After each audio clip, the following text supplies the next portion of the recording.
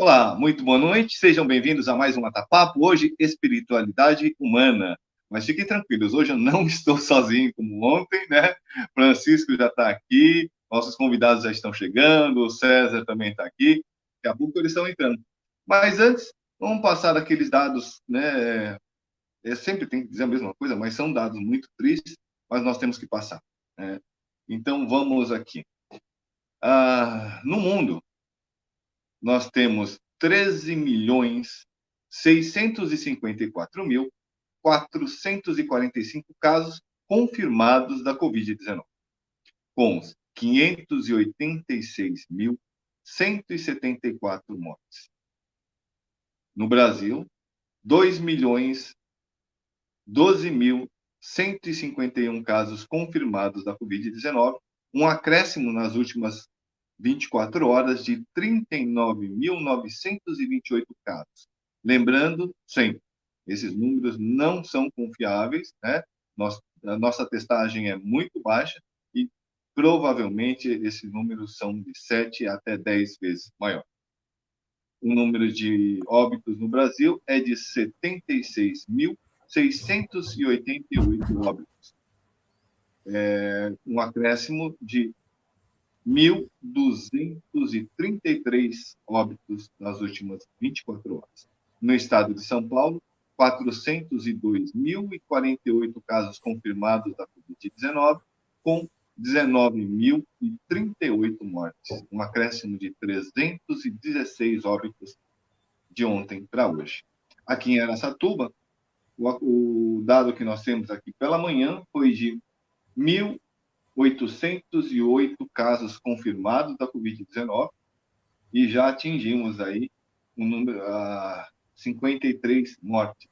E ainda existem, deixe-me ver aqui que eu perdi, existem quantos casos suspeitos? Não estou achando. Mas ainda 9 casos suspeitos de óbitos pela Covid que ainda não foram confirmados. Né? Então, nós pedimos para que todos tenham o maior cuidado possível, aquela coisa, sempre fique em casa, na medida do possível, se sair, mantenha o distanciamento social, fique em casa, mantenha o distanciamento social, saindo de casa, procure manter aquela distância mínima de 1,5 metro, 2 metros das pessoas, sempre de máscara, né? Evite aglomerações. Okay? E álcool gel, né? Aqueles cuidados higiênicos tão importantes nessa situação. Vamos aproveitar aqui, estou vendo que o povo está chegando, muito sejam bem-vindos, e eu já vou pedir para vocês compartilharem a live com os amigos, chamarem para assistir esse Atapapo de espiritualidade humana, onde vamos estar conversando a respeito da doutrina espírita, né? Com participantes aqui da Igreja Católica Romana, eu, um reverendo da Igreja Anglicana, também vamos ter participantes aqui das religiões afro, então vai ser um papo muito bacana e é muito bom que você compartilhe com as outras pessoas. Peço também que curtam a página do Atapapo aqui no Facebook e também lá no YouTube, inscrevam-se no canal do Atapapo. Temos também todas as lives agora, na descrição aqui da live você vai ver que nós temos indicações de outros canais alternativos. Mas agora vamos chamar aqui nossos companheiros aqui, Francisco, César, Paisivaldo também já chegou aqui. Bom, a cadeira dele, pelo menos, já está aqui. Daqui a pouco ele senta na cadeira de novo. Tem algum microfone vazando aqui? Eu vou botar, deixa eu ver. Era o microfone do Paisivaldo que estava vazando aqui. Vou passar, então, aqui para quem comanda a rodada aqui, o Francisco está dando as saudações dele e introduzindo as pessoas. Boa noite.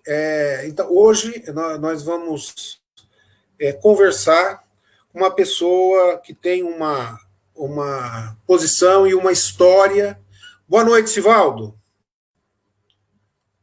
Seja bem-vindo. Então, estou colocando aqui que a gente vai conversar com o César Perry, que é uma pessoa que teve um caminho importante, e tem um caminho importante na doutrina espírita.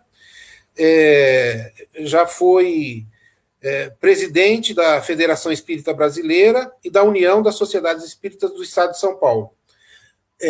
Já publicou mais de 20 livros sobre a doutrina espírita, inclusive agora eu quero, com certeza, conversar um pouquinho com você, César, sobre a Benedita Fernandes, que é uma pessoa aqui de Araçatuba e que tem uma história de caridade. Ela é chamada Dama da Caridade, não é isso? É muito importante. Chico Xavier foi uma pessoa que trouxe essa coisa da caridade, a importância da caridade, que é um valor que vai na contramão do materialismo capitalista que a gente vive, e isso foi muito importante para dentro da doutrina espírita, essas pessoas como Chico Xavier e a Benedita Fernandes e muitos outros. Bom, então, para não ficar muito longo a minha introdução, hoje foi convidado também o Sivaldo, o pai Sivaldo, que é presidente da associação Juntos Somos Mais Fortes, que luta contra o racismo religioso e a intolerância religiosa, principalmente no campo das religiões de matriz africana. Também foi convidada a Lúcia, que é preletora da Seixonoye, acredito que ela está chegando, e o teólogo Ceslau, da Igreja Católica. Vamos aguardar um pouquinho a chegada deles, mas enquanto eles não chegam, vamos começar o nosso bate-papo, né? Então, a intenção das lives de quinta-feira é falar sobre um tema ligado à espiritualidade humana, tá? E hoje a gente vai falar sobre a doutrina espírita. Eu vou começar fazendo uma pergunta para o César, aí depois o reverendo Paulo, o Sivaldo, e na medida em que os outros forem chegando, a gente vai continuando esse papo. Você falou alguma coisa, Paulo?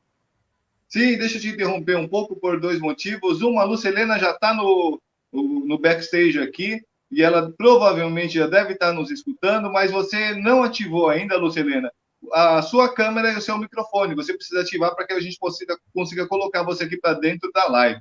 Dá uma boa noite aqui para a Djani, né? Nossa companheira fiel, todas as lives está aqui no assentamento lá em Alagoas, no acampamento, né, Djani? Seja muito bem-vinda. E antes das perguntas, Francisco, deixa o César, o pai Sivaldo darem as saudações deles aqui. Por favor. César, por favor. Eu gostaria de saudar os nossos companheiros. Estou vendo aí o reverendo Paulo, Francisco, o Sivaldo, e a todos os internautas, né, que estão conectados com o Ata Papo, mais um programa sobre espiritualidade humana.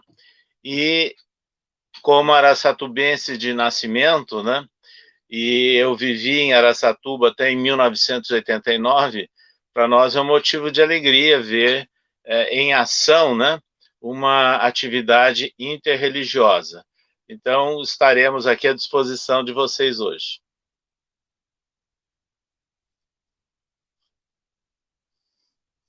O computador, meu notebook está quase desligando.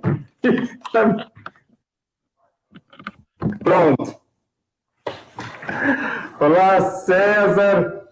É um prazer imenso estar aqui com o senhor, com o reverendo Paulo, com o Francisco aqui, para a gente fazer esse bate-papo aí, porque eu acredito que é muito importante, né? É muito importante, nós acabamos aprendendo muito, né? Sobre outras etnias, sobre outras religiões, isso é bacana, falar sobre a espiritualidade, né?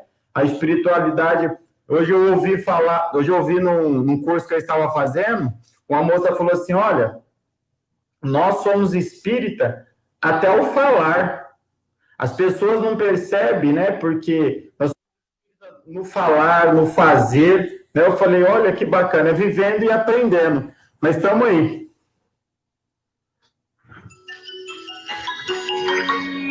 O que está acontecendo? Aqui veio uma música, mas vamos continuar. Enquanto a Lucelena, da Seixonoye, e o Sivaldo não estão aqui integrados à nossa live, eu vou começar com uma pergunta para o César. Oi? Algum problema? Tudo certo? Tudo certo? Tá. César, eu gostaria que você iniciasse aí respondendo uma pergunta que, para mim, é muito importante. A Lucilena está chegando. Boa noite, Lucilena. Está me ouvindo? Boa noite. Oi, Lucilena. Sim. Se apresenta. Boa noite a todos. Boa noite a todos, muito obrigada. Boa noite. Meu nome é Lucilena de Moura Fernandes, sou supervisora da Regional Espiraçatuba, preletora da Seixonoye. Muito obrigada pelo convite. Ok, Estou muito feliz de estar participando. Nós estamos também... Está me escutando agora? Fala, Sivaldo. Está me escutando agora? Eu estou. Ah, então tá bom, porque eu tava... Parece que estava mudo, né? Não sei, eu estou discutindo. Procura mutar o seu microfone quando não estiver falando, que o seu microfone está fazendo áudio, tá bom? Sivaldo. Tá bom. Quem não estiver falando, muta o microfone para não dar esse problema de vazamento de áudio. Tá ok.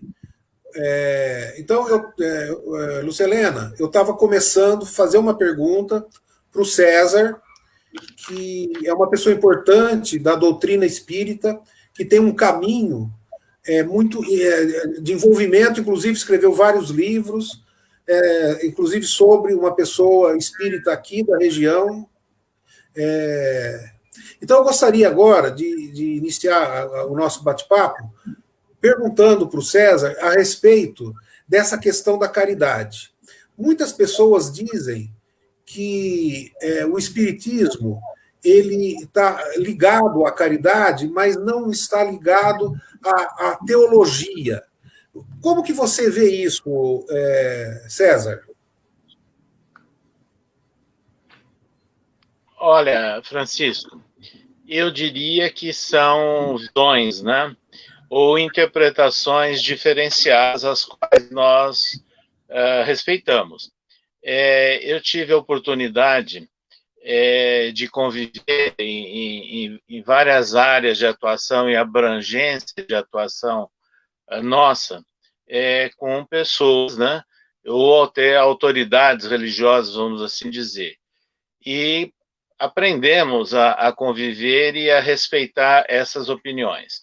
Então, mas chegando na questão que você nos formulou, se nós pensarmos na teologia, que é, na verdade, uma visão, uma interpretação sobre Deus, não é? Como sendo a causa primária de todas as coisas. Se nós pensarmos na aceitação de Jesus, que nós entendemos como nosso guia e modelo, e a praticidade que emana de todos os ensinos de Jesus, que são sintetizados até em registros não só dos evangelistas, como principalmente de Paulo nas epístolas, na fé, na esperança e na caridade. Então, quando nós reunimos tudo isso, então eu entendo, né, que o Espiritismo tem, vamos assim dizer, uma interpretação teológica, nós podemos sentir uma visão teológica dentro do Espiritismo, embora não atendendo, às vezes, né, aquela visão formal ou de formação, né, que é típica daquelas religiões que têm os cursos de teologia. Mas para vocês terem uma ideia, né, num período em que eu morava em Brasília, e eu era consultor do INEP, que é uma autarquia do Ministério da Educação e que fazia avaliação de faculdades e de propostas desde a época do Provão. E havia naquela época, né, essa discussão do curso de teologia, né? e foi um momento, inclusive, onde se abriu algumas faculdades, foram abertas algumas faculdades de teologia ligadas a várias agremiações religiosas. E eu me lembro que, inclusive, uma instituição de um outro estado montou um curso que foi intitulado de Teologia Espírita. Então, nós encontramos na doutrina espírita, sim, sem dúvida nenhuma, os princípios, né, que estão presentes na teologia. E a questão da caridade que você falou, essa foi uma característica predominante dos espíritas do Brasil desde o começo, eu diria, desde o final do século XIX, e adquiriu notoriedade e reconhecimento justamente por essa interação das instituições espíritas com as comunidades, atendendo a necessidades básicas, né, dessas instituições, e é o caso aí de Araçatuba, né, que vocês citaram, da Benedita Fernandes, ela é um dos exemplos. Então, são características, né, que nós encontramos bem presentes no Espiritismo, na sua base teórica e na sua aplicação também.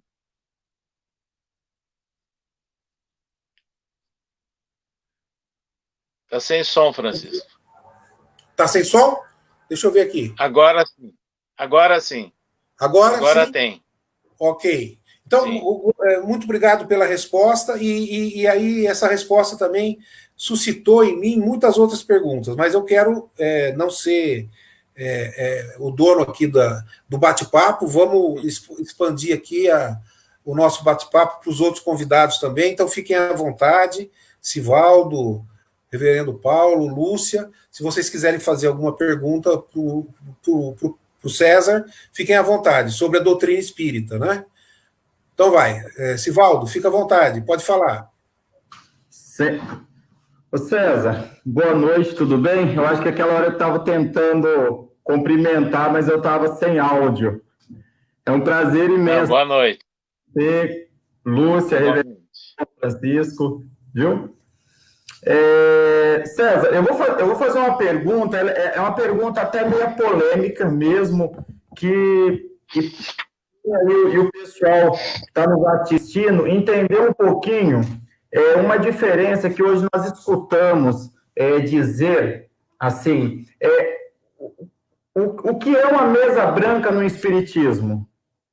Porque se isso tem a ver com o kardecismo, porque o meu ponto de vista eu vejo assim, eu tenho o costume de dizer que religiões de matriz africana e umbanda não tem nada a ver com o kardecismo, que é o espiritismo, né? Mas aí nós escutamos que tem algumas pessoas que falam, olha, ali tem um centro de mesa branca e ali é um espiritismo. Qual que é a visão do senhor nisso tudo?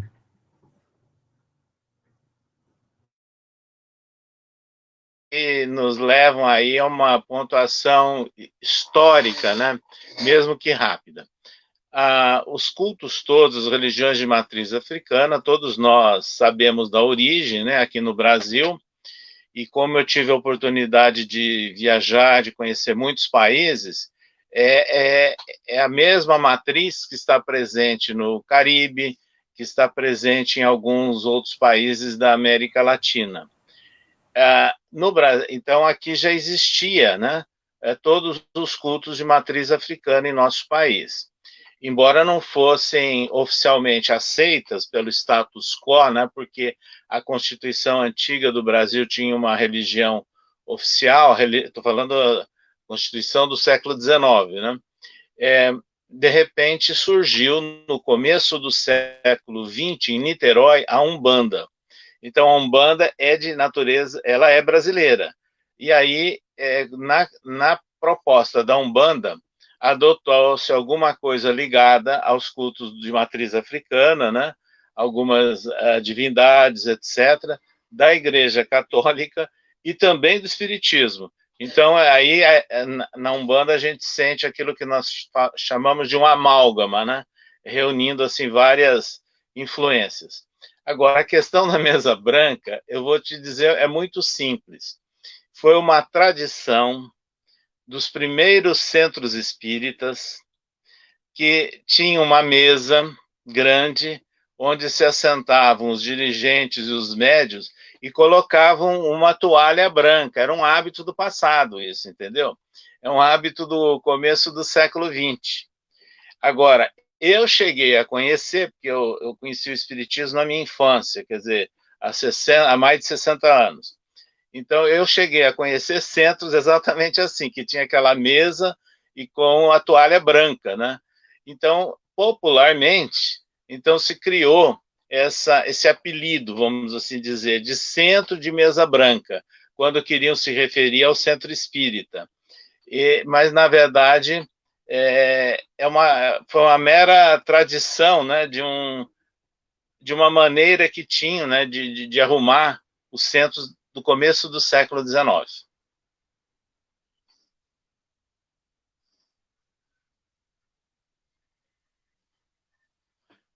Está sem som. Está sem som. Sivaldo está sem som. Como é que faz, Paulo, para pôr o som do Sivaldo? Já foi? Voltou, né? Francisco, já voltou. Ô César, eu acho que agora a Lucilena, né, podia estar falando, fazendo a questão dela. Depois eu volto. Não, pode continuar, eu estou ouvindo, estou apreciando as respostas. Fica tranquilo. Viu, Paulo? Muito obrigada. Então, deixa eu aproveitar o momento aqui para dar boas-vindas aqui para Iracema Tereza, a CESP Bandeirantes também é de acampamento, não, é de assentamento. Os nomes ainda não gravei, coloque os nomes, por favor. A Eliana Rodrigues, né, a Renata Gomes de Moraes, aqui a Maria José, né, do acampamento São Luís II, em Arapiraca, Alagoas. O Nelson Messias, lá de Registro, companheiro Nelson, boa noite. Boa noite a todos, sejam muito bem-vindos e volto a pedir a vocês, estamos chegando aqui nos 20 minutos do nosso bate-papo, tem muita coisa ainda, então peço para vocês compartilharem, chamarem os amigos para participarem da conversa e também façam suas perguntas, tá? Vocês podem fazer suas perguntas em relação aí ao espiritismo, às curiosidades, né? E eu vou aproveitar nesse momento para fazer a minha, né? Como cristão, né? Nós sabemos, o Francisco e eu somos de igrejas diferentes, mas da mesma religião, ou seja, somos cristãos, né? Só que dentro do cristianismo como um todo, além de diversas denominações, né? Católicos romanos, anglicanos, metodistas, batistas, enfim, né? Mesmo dentro das próprias igrejas, nós temos formas totalmente diferentes de enxergar o evangelho, né? Então, a minha forma do Francisco é muito mais aproximada, é aquela coisa ali de um evangelho mais encarnado, em relação aí ao Cristo sofredor, né, de estar do lado do oprimido, e você tem também no cristianismo, isso eu estou falando em regras gerais, de uma forma bastante grotesca, né, se formos a fundo a gente vai ver muito mais diferenças nisso tudo, mas basicamente nós temos aí volto aqui o Humberto Donizete mandando saudações dele também aqui, saudações Kiko. O Kiko é o Francisco. Assino no celular, legal. Então vamos assim deixar uma coisa mais simples e vamos usar o exemplo maior, né? Então nós temos, por exemplo, o Papa Francisco, né, dentro do cristianismo, que representa um cristianismo que é muito mais a linha minha, do Francisco, né? E você tem aí a vertente aí do Evangelho da Prosperidade, representado principalmente pelas igrejas neopentecostais, mas mesmo dentro da Igreja Católica Romana você tem ali a renovação carismática, né, que puxa muito mais para este lado. Então, pode parecer que as diferenças não são tão grandes, mas elas implicam em toda uma forma de vida, né? E uma forma de vida que impacta não somente a sociedade, mas o planeta e, enfim, como um todo, né? A ponto de, por exemplo, dentro do caminho das SEPs, dentro de um caminho dessa teologia que nós seguimos, dificilmente vai se ver, por exemplo, um bolsonarista. Já do lado da teologia da prosperidade e tudo mais, você vai ver um número muito grande, né, dos adeptos aí deixa para lá. Não vamos falar palavrão agora, né? Mas, e aí, o que acontece, né? O espiritismo, eu tenho uma dificuldade...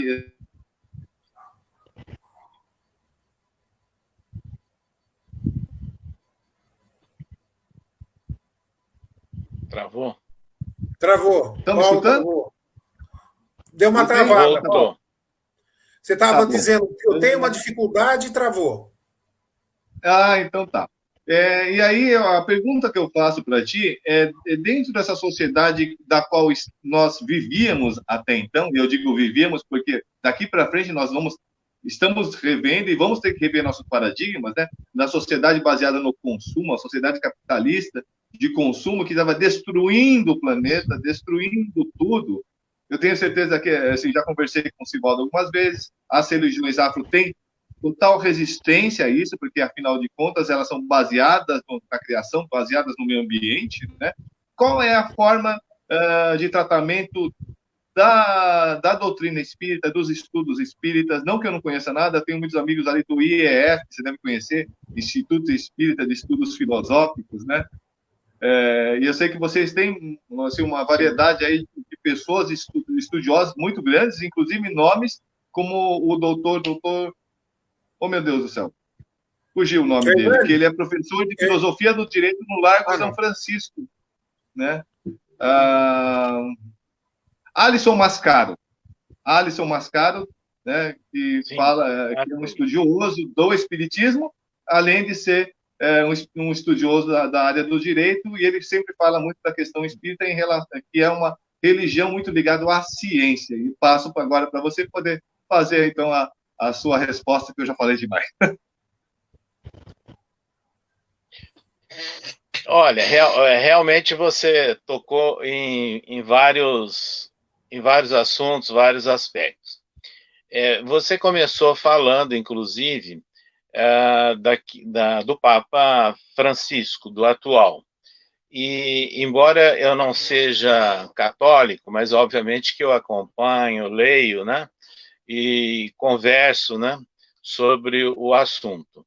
Na nossa ótica, salvo o melhor juízo, o atual Papa, ele está trazendo de volta a proposta original do Papa João XXIII, quer dizer, que é do Concílio Vaticano II, que, de certa forma, ficou um pouquinho congelado com o Paulo VI e bem congelado com o João Paulo II, embora ele tenha toda essa proeminência política, diplomática, mas essa questão ficou congelada.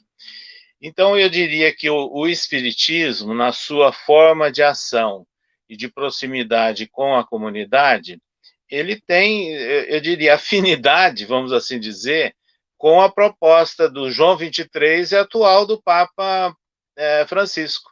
Existe porque todas as instituições espíritas, elas, tradicionalmente aqui no Brasil, elas sempre foram muito vinculadas à questão do atendimento do próximo e dos bairros, da comunidade assim mais carenciada. E eu vou só citar um fato para dizer que isso não é recente. No ano de 1941, um jornalista francês, que era espírita lá na França, veio conhecer o Brasil em 1941. E quando ele retornou, ele escreveu numa revista Le Fraterniste o seguinte, que os espíritas brasileiros eram pobres e poucos, mas representavam a caridade em ação. Então, já era uma observação de um estrangeiro lá do ano de 1941.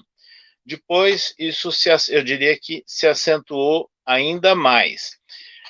Agora, com relação a essa questão consumista, e essa questão política, né, que você fez referência, eu acredito que esses momentos prolongados, e que pelo jeito vai se prolongar mais um pouco ainda, de pandemia, e que vai gerar o chamado novo normal, está ensejando momentos de nós refletirmos.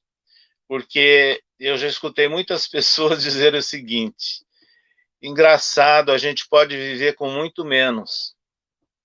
a gente não precisaria gastar tanto, não precisaria fazer tantas outras coisas de ordem material. Isso é um aspecto. E o outro aspecto é o seguinte: a pandemia, diferente das outras epidemias e a pandemia da gripe espanhola, por exemplo, do século passado, dessa vez ela chegou pela faixa social média alta. É a primeira vez que acontece isso, né? Porque antes atingia primeiro as classes ou as faixas menos favorecidas. Então, o que está acontecendo? O invisível coronavírus, né, uma partícula, ele entra nos gabinetes dos mais poderosos e os vitima. Não há barreiras, não há nada que possa fazer com que eles não sejam atingidos. Então, isso está mostrando que nós somos realmente iguais.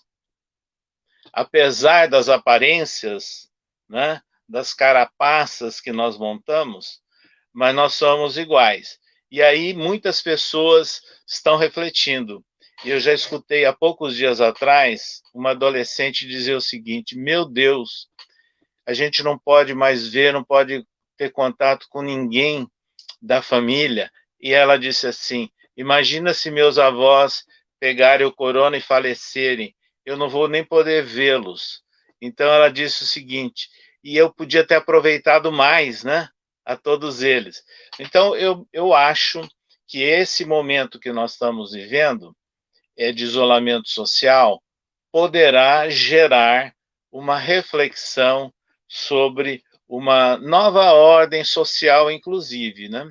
Uma nova ordem social, porque eu acho que já chegou o momento, isso alguns já estão percebendo, que o chamado mercado financeiro, que a gente pode dar outro nome para ele também, né? Não é tão útil assim e tão corpulento como aquilo que é resultado do trabalho efetivo, né? Da execução realmente em favor do próximo. Essa é a questão. E a pandemia está atingindo a todos. Então, Deus queira que seja um momento aí de transição, um momento complexo, que nos leve a essa mudança de ver as coisas, de compreender o mundo e de respeitar, né, a biodiversidade, respeitar o mundo em que nós somos tão bem acolhidos e, na realidade, nós somos os príncipes, vamos assim dizer, da criação, mas não agimos como tal, né? Antes do Francisco, ou talvez da Lúcia falar, tem uma pergunta aqui, Francisco. Vamos só passar a pergunta do Nelson Messias aqui, né? Tá aqui. Como posso saber se uma pessoa desenvolver esse dom do espiritismo? Eu acho que ele quer dizer, como posso saber se uma pessoa tem o dom? Deve ser aí é o seguinte. Desculpa, César. Deixa eu só fazer uma interrupção. Eu acredito que ele esteja perguntando sobre a questão da mediunidade. Eu acho que eu entendi assim. Muito importante, eu entendi dessa forma. Mas é muito importante que a gente vá também para esse campo. Eu vou tentar ser bem rápido. O nosso movimento propõe a construção da paz a partir da aproximação entre as tradições religiosas, mas também a partir de todas as iniciativas, mesmo que não estejam ligadas às tradições, que propõem a paz. Então, é muito importante a gente falar sobre essas questões sociais. Eu gostei demais dessa colocação sua, tem tudo a ver com as nossas reflexões, mas também eu acho importante agora falar um pouquinho sobre as questões mais específicas da doutrina espírita. Então, por favor, se você puder responder essa pergunta, que eu acredito que seja sobre a mediunidade, mas responda da forma como você viu. Tem outra pergunta? Reverendo, eu, desde que estava na igreja, Deus me deu um dom de revelação. Sempre que eu tinha uma visão, eu passava para as pessoas e até hoje tenho esse dom. Não é toda vez, mas sempre aconteceu. Bom, então existem situações dentro de todas as religiões onde as pessoas sentem ou pressentem ou se envolvem com energias externas, né? transpessoais, além da pessoa. E o Espiritismo olhou para isso em profundidade, né? Só rapidamente, o teólogo Leonardo Boff falou recentemente, nós não falamos, nós cristãos católicos, não falamos que acreditamos na comunhão dos santos. A comunhão dos santos não é a comunhão e o envolvimento com aqueles que morreram e foram santificados pela igreja, mas são todos aqueles que morreram e que nós, todos os seres humanos, se identificam e se relacionam de alguma forma. O Espiritismo tem um jeito muito especial de se relacionar com esses santos, que são as pessoas da nossa família que já se foram. Então, só quis fazer essa colocação, né? O jeito do espírita se relacionar com essa energia e com essa dimensão é diferente de nós cristãos, mas não está absolutamente contra nada. Então, por favor, César, pode falar, por favor. Eu agradeço aí a sua complementação, Francisco, aquela pergunta que foi feita pelo internauta. Aliás, eu conheci pessoalmente o Leonardo Boff numa visita que, na época, eu era um dos administradores da Unesp como pró-reitor, e houve uma visita das várias universidades, isso há 30 anos atrás, a Cuba. E ele integrou a comissão de visitas também. Ele e aquele outro companheiro que está me escapando o nome agora, que a mãe dele é especialista em cozinha lá no interior de Minas, que é bastante conhecido também. E então ele tem toda a razão. E só lembrando, né, que Paulo, o apóstolo, nas suas epístolas, ele usa a palavra santo se referindo aos seguidores de Jesus, né? Ele usava nesse sentido. E os santos da Igreja Católica, na verdade, boa parte deles foram canonizados quando foi comprovado, dentro dos critérios de averiguação da Igreja, que eles fizeram, entre aspas, algum milagre, ou curaram uma pessoa, ou várias pessoas, ou várias coisas. Nós, espíritas, chamamos isso de mediunidade, entenderam? Então, aqueles atributos de vários santos são, na verdade, para nós, formas de intercâmbio mediúnico, quer a pessoa entenda ou não entenda, e às vezes de percepções dela própria, como espírito encarnado, porque nós somos espíritos encarnados. Então, nós temos essa energia também. E aí, a pessoa que colocou é exatamente isso. Ela pode ter revelações, ter sensações, percepções em qualquer igreja, onde ela estiver, né? Pode ser intermediária disso. Agora, cada local cria um critério ou usa uma denominação, mas eu diria que o fato, o episódio é o mesmo, né? Então, eu não vejo problema nenhum. A única coisa a pessoa é saber conversar, se orientar, para que seja sempre voltado a uma prática em benefício do próximo, né? Esse que é o principal. Oh, que maravilha, César. Muito obrigado. Foi muito importante essa colocação sua. Agora, eu teria mais coisas para dizer, mas vamos deixar para a Lúcia, que é a preletora da Seixonoye. Ela está aqui, ela também vai ser entrevistada daqui a algumas semanas. E hoje eu gostaria, Lúcia, por favor, faça a sua pergunta para o César.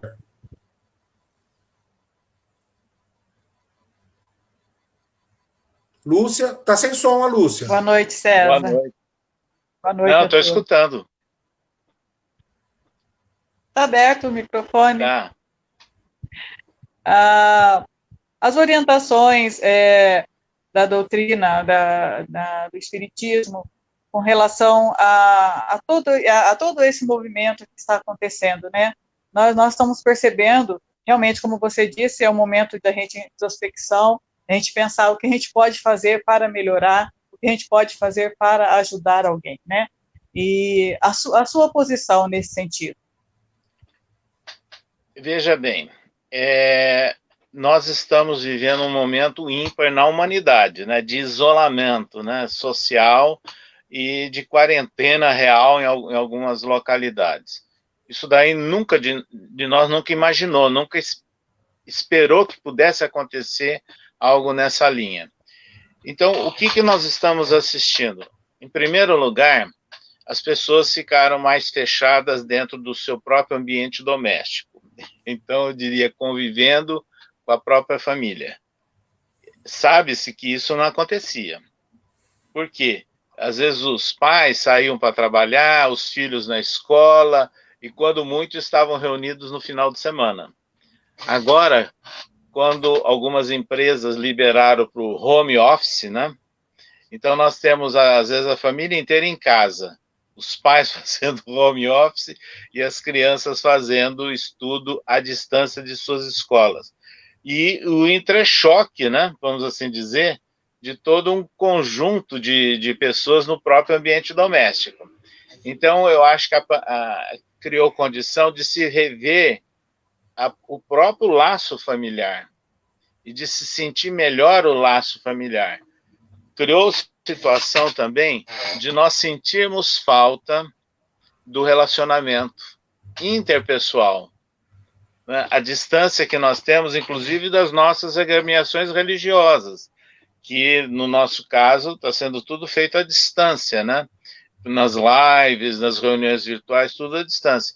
Mas nós sentimos falta disso. Então, eu imagino que essas questões deverão ser trabalhadas pelas próprias agremiações religiosas, inclusive, no retorno, para que, quando nós estivermos reabrindo as nossas portas físicas das agremiações religiosas, nós temos que pensar muito, primeiro, no acolhimento da pessoa que chega ao templo. Acolhimento, para que ela não passe como um invisível. Segundo lugar, ter condições de fazer um atendimento fraterno, dialogar, ver o que a pessoa precisa. E aí, em seguida, é que vem as questões de esclarecimento, de orientação. Nós podemos claramente aqui imaginar quantas traumas essas pessoas vão estar trazendo. Trauma pelo isolamento. Trauma por ter vivido com o medo, o pânico da morte. Ou de ter visto a morte muito perto e acontecido entre seus amigos e familiares. E as questões econômicas. Juntando tudo isso, tem um caldo de cultura enorme, né? De instabilidade emocional, eu diria, de deficiências, inclusive, de apoio religioso e que vão eclodir nesse retorno. Então, nós imaginamos que todos nós teríamos que pensar muito bem, né, e rever as nossas ações no retorno, aí no chamado novo normal, né, após a pandemia.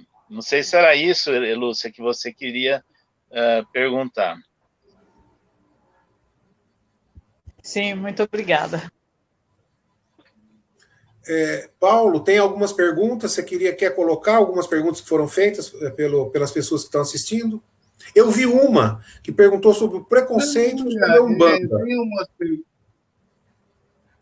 Deixa eu ia dizer que assim, tem a pergunta da Manhã, mas isso aqui, na verdade, foi tema da semana passada, né? Nós já estamos em 43 minutos. Se der tempo, aí a gente pode pedir aí para o Sivaldo passar rapidamente sobre isso, mas tem uma outra pergunta que não faz parte muito bem dessa questão, mas só para esclarecer, porque é muito rápido, tá?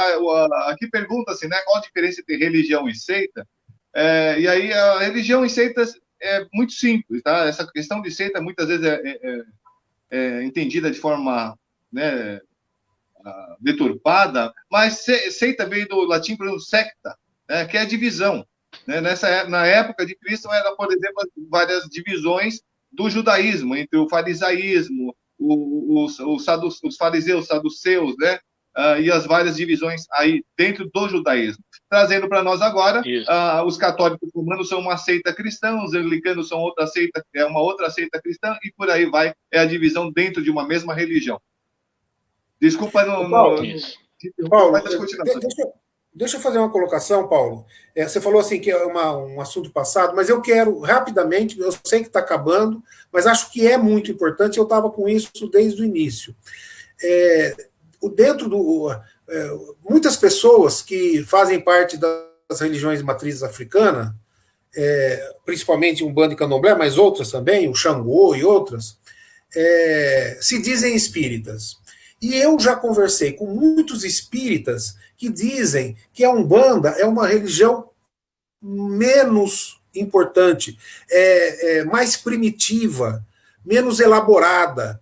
Mas existe um vídeo do Chico Xavier falando dos irmãos da Umbanda, e eu não vi nada disso que o Chico Xavier falou. Talvez o César conheça essa fala do Chico Xavier ou tenha uma opinião sobre isso. Então, por favor, César, o que você tem para dizer sobre esse preconceito que alguns espíritas kardecistas da doutrina espírita têm sobre a Umbanda? Não, exatamente, Francisco. Sua pergunta é oportuna. Infelizmente, você está se referindo a um fato real. Há espíritas que têm, sim, preconceito contra a Umbanda, preconceito contra as religiões de matrizes africanas, e eu diria até preconceito contra as suas próprias religiões tradicionais de suas famílias. Isso existe. Não é a posição de Allan Kardec, né, que é o codificador que deu origem ao Espiritismo, onde ele chama muita atenção da ideia de religiosidade e mostrando religião como comunhão de pensamentos, como laço moral e espiritual. Então, não é de separação, mas é de aproximação de pessoas, independente de pertencer a essa ou aquela religião. Eu conheci pessoalmente Chico Xavier e o visitei durante mais de 20 anos lá em Uberaba. E essa era a posição dele mesmo, a que você falou. Ele não tinha preconceito nenhum contra os cultos, quer de Umbanda, quer de matriz africana, e respeitava-os. Então, o que eu gostaria de dizer é que nós temos que entender que cada pessoa tem que ficar no local em que se afiniza. Tem que adotar a sua integração naquelas atividades em que ele se sente bem, onde ele é bem acolhido, isso que é o importante. E aprender a respeitar as diversas religiões.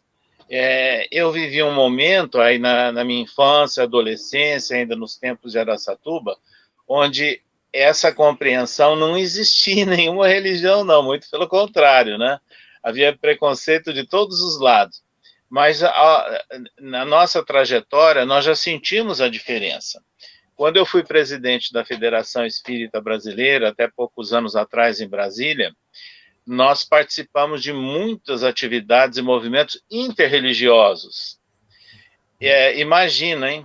Nós tivemos a presença lá na sede da Federação Espírita Brasileira do secretário-geral da CNBB. Isso daí, se fosse falar há 30, 40 anos atrás, seria um absurdo, inimaginável. Mas ele foi lá, como os de matrizes africanos, representantes da URI, do Conselho de Pastores, e nós estivemos também nas outras entidades, fazendo um rodízio de local para discutir os temas em comum que interessam à sociedade. E eu acho que isso é o mais importante. Certa feita, a ONU, a Organização das Nações Unidas, ela reconheceu que quem chega na base da comunidade são as religiões. Então nós temos que entender isso e lembrarmos que todas as religiões têm um grande papel a cumprir no contexto da nossa sociedade. Deixa eu fazer uma colocação, César. Eu estou surpreso da forma como você está desenvolvendo esse diálogo. É uma grata surpresa. E eu esperava uma posição de um doutor, de um pesquisador profundo, e você com certeza, mas você tem uma profundidade humana e uma simplicidade que eu fiquei surpreso realmente. Essa colocação que você fez sobre Allan Kardec, a visão de Chico Xavier, foi fundamental para para a intenção dessa live. Eu acho que está contemplando tudo aquilo que a gente esperava, o reverendo Paulo, o Sivaldo. Muito obrigado. A gente está chegando no fim, mas ainda tem alguma coisa para ser colocada. Eu vejo que o Leonardo Boff fez uma colocação, está aí na internet, sobre a pobreza do Chico Xavier. O Chico Xavier poderia ter se enriquecido com toda a condição que ele teve de líder espiritual. Ele morreu pobre e deu um grande exemplo de fraternidade e de acolhimento aos excluídos, às pessoas que sofrem. Então foi um tapa na cara do capitalismo, porque ele falou assim, a vida dele fez isso, vamos valorizar a ação, a intenção de se envolver em transformar a sociedade e acolher aqueles que a sociedade capitalista rejeita. Então, o Chico Xavier foi um grande exemplo de humanidade, de acolhimento e de busca de transformar essa sociedade.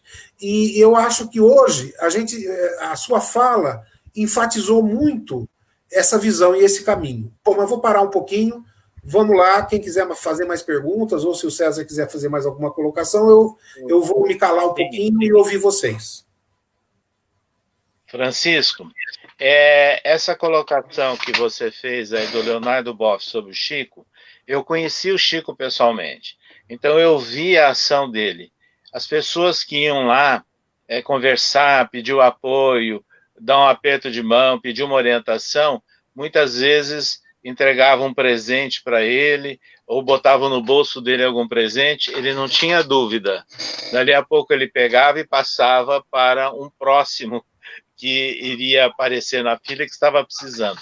Mas isso é café pequeno. Eu vou revelar um fato que eu registro, inclusive, em livro que eu escrevi sobre o Chico. Ele recebeu uma herança de um grande líder do Rio de Janeiro, que foi, inclusive, protetor dos artistas, criador do Cine Odeon, uma marca na cidade. E era espírita. E ele, na herança, no testamento, doou uma parte da herança ao Chico. O que o Chico fez? Foi a um cartório e doou tudo para uma instituição espírita. Quando ele já estava lá em Uberaba, nas épocas que eu o visitava, um fazendeiro de Goiás fez uma escritura passando uma fazenda, propriedade rural, no interior de Goiás, para o Chico. E foi levar a escritura ao Chico. O Chico também não teve dúvida. Só que dessa vez ele não quis nem entregar, nem doar para a instituição espírita em que ele colaborava, porque ele disse, poderiam imaginar que seria uma contribuição, um benefício indireto. Sabe o que ele fez? Ele foi a Goiás, foi no município que tinha essa fazenda, pediu para amigos levarem, quis saber quem estava precisando. E sabe para quem ele doou? Na região? Uma instituição católica de apoio ao menor. Ele doou a fazenda. Então, o Chico não ficava com nada. Os livros dele, todos, tiveram os direitos autorais doados ad eterno em cartório. E eu tenho esses documentos relativos à Federação Espírita Brasileira. Então, essa foi uma característica. Ele nunca se apegou a bens materiais. Muito bonito, muito bonito. Eu não vou falar agora, porque se eu falar, vai extrapolar o tempo. Deixo para vocês aí, gente. Vamos lá. Ô César, é bem bacana, né? É vivendo e aprendendo, né? Porque o mundo espiritual, principalmente, eu vejo o mundo dos kardecistas aí, dos espíritas, né? Porque toda religião, né? Existe um pouquinho da espiritualidade, né? Porque o que nós comentamos lá atrás, os dons, independente da forma, em qualquer religião, isso é espírita, não é? Sim, é isso que eu estou dizendo. Quer dizer, eu já tenho alguns anos, algumas décadas de vida, eu tive a oportunidade de conhecer a Igreja Episcopal Anglicana do bairro de Botafogo, no Rio de Janeiro. Há pouco, antes de começar o programa, eu conversei com o reverendo Paulo, conheci o bispo americano da época, conheci o trabalho social que era feito, chamava-se favela mesmo, na favela de Dona Marta, né, na subida lá do Corcovado. Eu conheci a Umbanda, né, aqui no Brasil, e várias lideranças que eu tenho respeito, seriedade. Agora, o candomblé eu acabei conhecendo em Cuba, que lá se chama santeria, né? Porque eu quis conhecer a realidade religiosa de Cuba e aí nos levaram a conhecer. Conheço a Seixonoye e conheço a Igreja Católica, né? Pela nossa origem familiar. Então, em todos os locais, sem dúvida nenhuma, desde que haja sinceridade de propósitos e desejo de fazer o bem, os espíritos bons, o ambiente de espiritualidade está presente. Muito bom. Quanto tempo a gente tem ainda, Paulo? 10 minutos? Eu acho que já pode passar para cada um fazer suas considerações finais, que nós já estamos com 56 minutos passados aqui, Francisco. Ok. Hoje não Então, teve nem agora... Oi, Paulo. Hoje não teve nem comercial. Pois é. Então, agora vamos fazer o fechamento. Eu quero vamos deixar o César para o final. Então, cada um agora faz o seu fechamento e o César fecha, encerra, por favor. Então, eu vou colocar cada um. Por favor, Lúcia, faz o seu fechamento, por favor.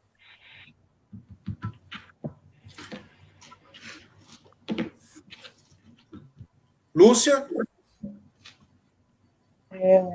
Sim, eu quero agradecer, foi muito esclarecedor tudo que eu ouvi do César, muito obrigada, viu? A gente, como diz, vivendo e aprendendo, é sempre bom a gente ouvir outras ideias, outros pensamentos, né? Agradeço, muito obrigada pelo convite, obrigado, reverendo Paulo, Francisco, obrigado, Sivaldo. Ok. Muito obrigado. Sivaldo, por favor.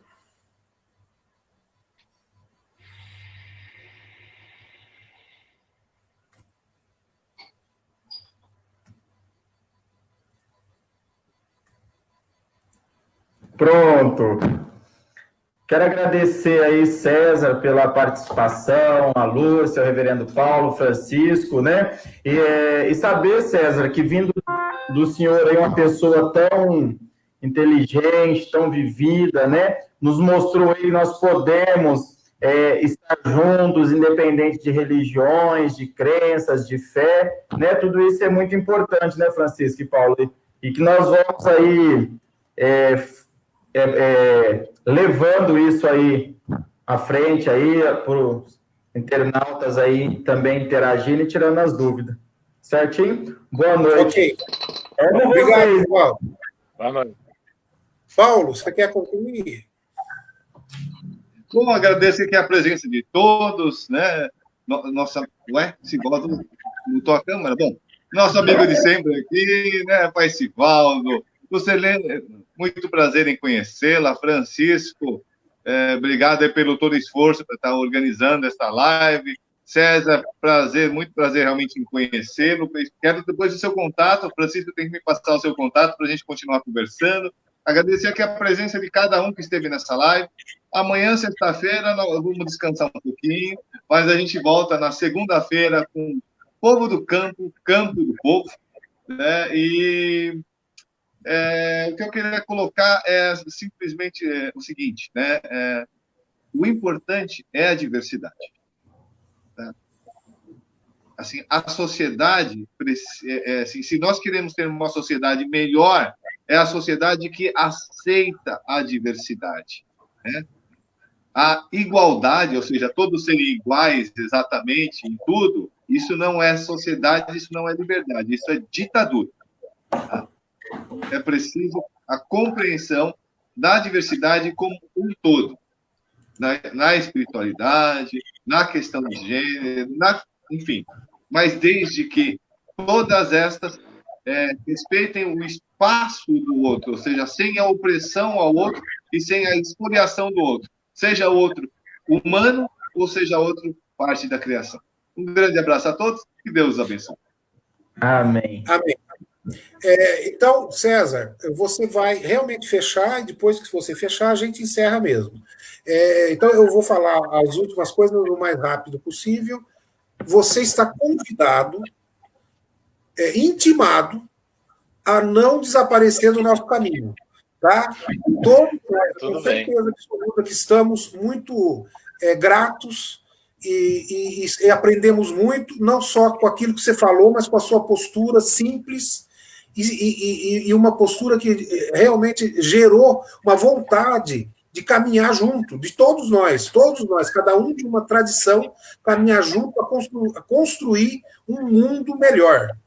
Então, Paulo, olha, no dia 20 de janeiro, nós fizemos uma reunião para fazer um evento agora, em setembro, dia 21 de setembro, que é o Dia Mundial das Religiões. Não, Dia Mundial da Paz. Nós fizemos no dia 20 de janeiro, o Dia Mundial das Religiões, uma reunião preparando um evento com todas as religiões agora em setembro. Por causa da pandemia, não caminhamos. A pandemia vai acabar, a gente vai continuar no nosso trabalho, se todos nós estivermos vivos, e isso cabe a Deus e não a nós, mas gostaria muito que você continuasse no nosso caminho. Tá? E tenho certeza que essa não é só a minha vontade. Então, muito obrigado pela sua presença e, por favor, encerre a live. Mais uma vez, nós agradecemos essa oportunidade de nos dirigir aí a um grande número de internautas. Agradecemos ao reverendo Paulo, à Lúcia Helena, ao Sivaldo, ao Francisco, né? E dizer que para nós foi motivo de muita alegria ver que a nossa cidade natal, né, está desenvolvendo um trabalho interreligioso. E, sem dúvida nenhuma, nós nos colocamos à disposição. E se tudo correr bem, não tiver mais nenhuma alteração de rumo, o Cirlei pretende lançar até um filme, né, sobre a Benedita Fernandes, e talvez no final do ano, e nós estaremos em Araçatuba nessa oportunidade, porque o filme, a parte principal do enredo é baseada num livro nosso. E se isso realmente se confirmar, sem dúvida nenhuma, seria oportuno que a gente se encontrasse pessoalmente, inclusive, em algum momento. Então, agradeço a todos e desejo uma boa noite. Boa noite.